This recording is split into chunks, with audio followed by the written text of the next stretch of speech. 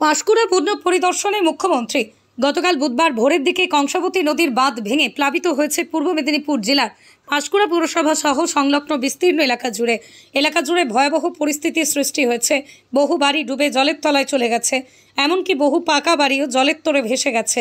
প্রশাসনের তরফ থেকে যুদ্ধকালীন তৎপরতায় দুর্গতদের উদ্ধারের কাজে ঝাঁপিয়ে পড়ে কাজ করছে এনডিআরএফ এর টিম ও পুলিশ প্রশাসন সহ জেলা প্রশাসনের কর্তা ব্যক্তিরা। পরিস্থিতি খতিয়ে দেখতে বৃহস্পতিবার অর্থাৎ আজ পশ্চিম মেদিনীপুর হয়ে পাঁশকুড়ার মঙ্গলদারিতে জলবন্দী এলাকা পরিদর্শনে এলেন মুখ্যমন্ত্রী মমতা বন্দ্যোপাধ্যায়। মুখ্যমন্ত্রীকে হাতের কাছে পেয়ে ক্ষতিপূরণ সহ এক ঝাঁক দাবি সম্বলিত স্মারকলিপি দিয়েছেন পূর্ব মেদিনীপুর জেলা বন্যা ভাঙন এলাকার মানুষেরা।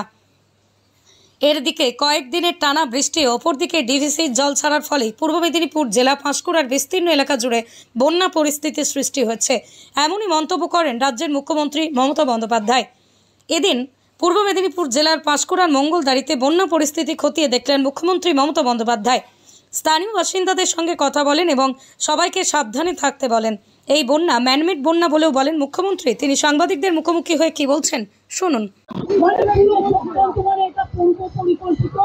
এবং এটা পরিকল্পিত বন্যা, এটা আমাদের বৃষ্টির জলে বন্যা নয়। বৃষ্টি হয়েছে 3-4 দিন, কিন্তু এটা ম্যানমেড ফ্ল্যাট।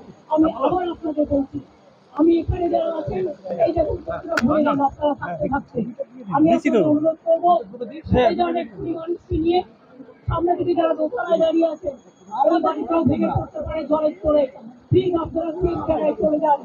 জল কিন্তু 8 ঘন্টার মধ্যে ডুবিয়ে দেয়, সব আগুন যখন ডুবিয়ে দেয়। আমরা পাঁশকুড়া থেকে আমি দেবরাকে জানি হয়েছে, দেবরা আমি দেখতে এলাম। দেবরা আমি বলবো পাঠাতে এমএলএকে একটু কনফিডেন্স নেবেন যারা ফোন করতে, এবং ফেসবুকটাও দেখে দিতে। দেবরাকেও 10টা গান দিতেছে এবং খড়গপুর হুবানো ডুবেছে একটা ট্রাইবেল গান, সেটাও দেখে দিতে, এবং পাঁশকুড়া যেটা ডুবেছে সেটাও দেখে দিতে। কোন রকম যাতে লোকে না বলতে পারে যে আমি রিলিফ পাইনি। আমি কিন্তু ডাইরেক্ট বিএমদের দায়িত্ব দেবো এবং এটা দেখার জন্য খরচা করুন, মানুষকে দিন, তাতে যা লাগবে কোনো অসুবিধা হবে না। আমি এখন যাচ্ছি জোরান্দ্র আমটাকে অ্যালার্ট করতে, কারণ ওখানকার অবস্থা খুব খারাপ। আপনারা একদম গায়ে ছেড়ে করছে না।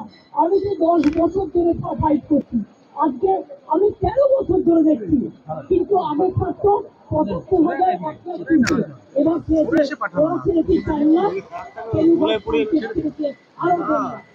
আরো 5.5 লক্ষ। This is very unfortunate. I do not know why central government is not ready for giving. Cover করুন না, লাস্ট এবার ওই দিকে চলে যান দাদা।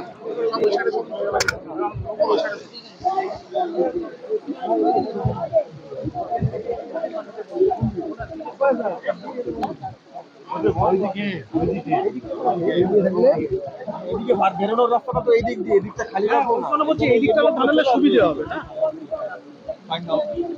এইখানটা দাঁড় করার এই দিক দিয়ে পড়ে যাবে, এদিকে পড়ে যাবে এদিকে। চলো এখন খবর পাঁশকুড়া।